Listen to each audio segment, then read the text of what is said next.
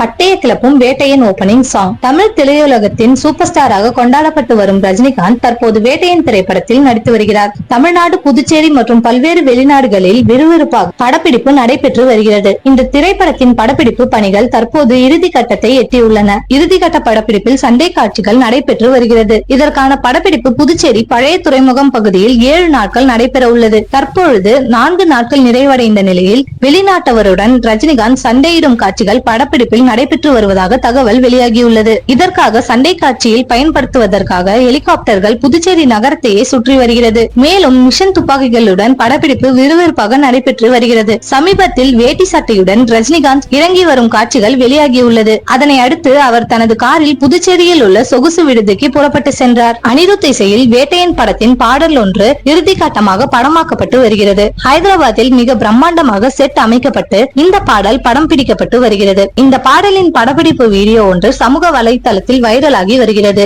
இதில் ரஜினி மற்றும் அனிருத் இருவரும் இணைந்து நடனமாடுகிறார்கள். ஷாட் முடிந்தது. அனிருத் ரஜினிக்கு படக்குழுவினர் கைத்தட்டுகிறார்கள். இந்த பாடல் தான் ஃபர்ஸ்ட் சிங்கிளாக வெளியாக இருக்கிறதாம்.